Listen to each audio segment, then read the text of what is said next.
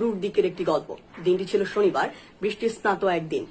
সেই বৃষ্টিকে উপেক্ষা করেই শত শত প্রবাসী বাঙালি ছুটে চলেছে সেন্ট্রাল লন্ডনের দিকে। সবার উদ্দেশ্য হোটেল ক্ল্যারেজ, কারণ সেদিন রয়টার্সের শিরোনামে এসেছে শেখ মুজিব লন্ডনে। শুধু বাঙালিরাই নয়, শুধু লন্ডন থেকেই নয়, অসংখ্য প্রবাসী ছুটে আসছিলেন ম্যানচেস্টার থেকে, বার্মিংহাম থেকে।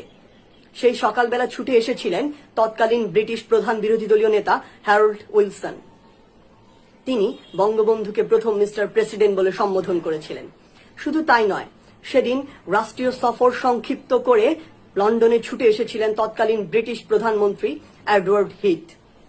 বিকেল 5টায় 10 নম্বর ডাউনিং স্ট্রিটে বঙ্গবন্ধুকে সম্মান জানাতে বঙ্গবন্ধুর সাথে বৈঠকে বসেছিলেন।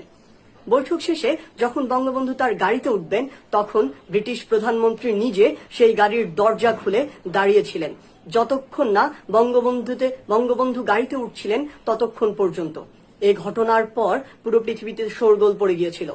পুরো পৃথিবীর মিডিয়া এক হয়ে যখন এডওয়ার্ড হিথকে জিজ্ঞাসা করেছিলেন তিনি সকল প্রথা রীতিনীতি ভেঙে এ কাজ কেন করলেন, তিনি উত্তরে বলেছিলেন, আমি জানি আমি কাকে সম্মান জানিয়েছি, আমি জানি কাকে কতটুকু সম্মান জানাতে হয়।